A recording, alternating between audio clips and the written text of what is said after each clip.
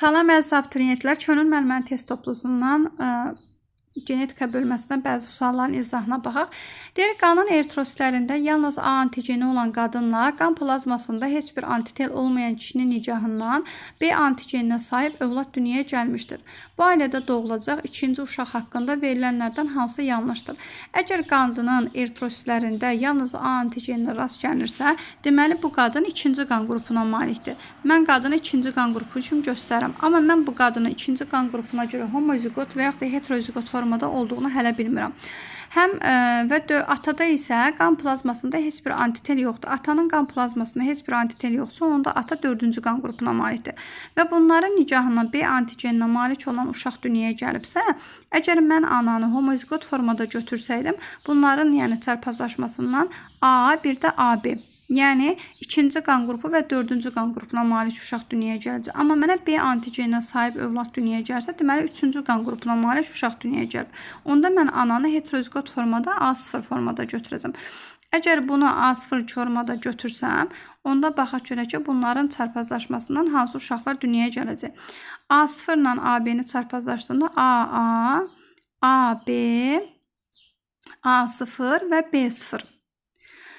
Deməli, uşaqlar dünyaya gələcək. İndi baxaq. A bəndə deyir ki, A qan qrupuna malik olma ehtimalı 50%. A qan qrupuna malik olma ehtimalı 4-dən 2 ehtimaldır. Düz, 50%-dir.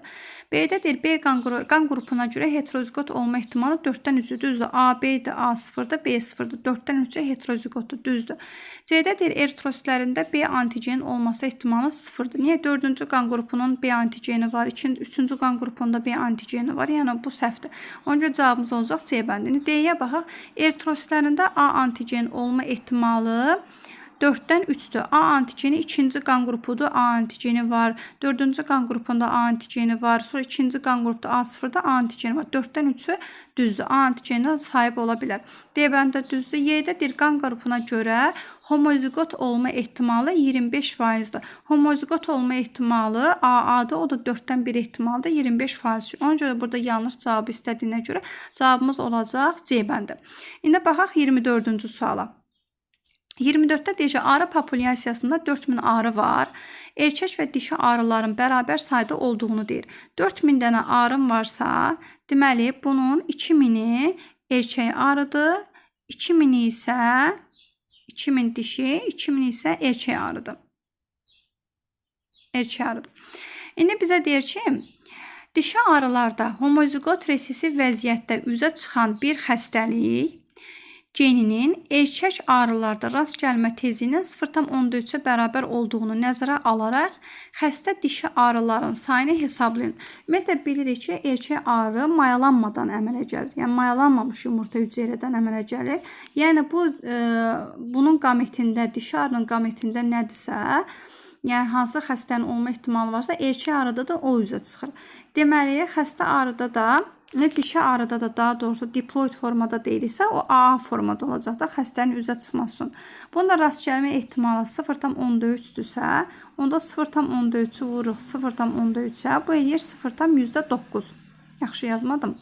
0,13 vur 0,13 eləyir 0,9.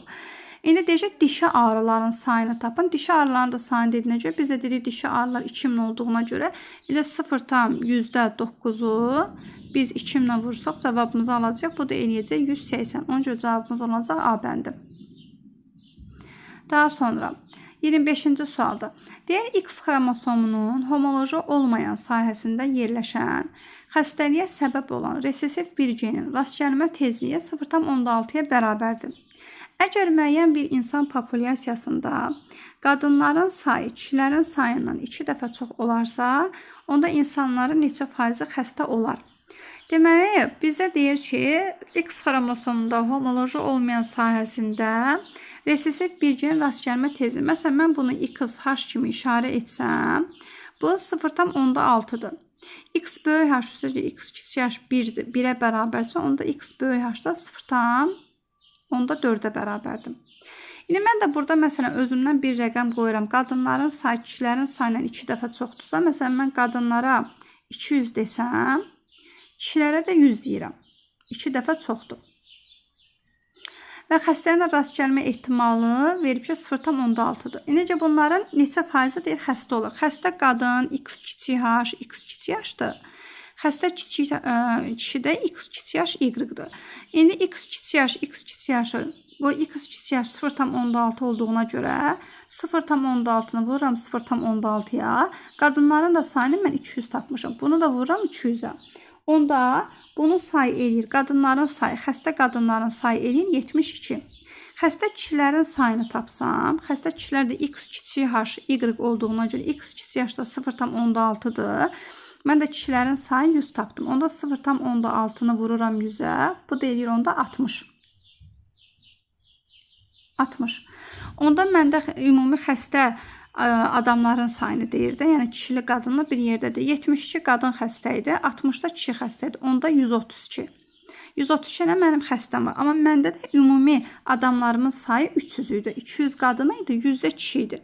Yəni onda mənim 300-üm 100%-dırsa, 300-üm 100%-sa, xəstə qadınla kişinin də bir yerdə cəmi 132 idi. Onda 132 neçə faiz eləyəcək? Bunu da hesablayanda cavabımız eləyəcək 44.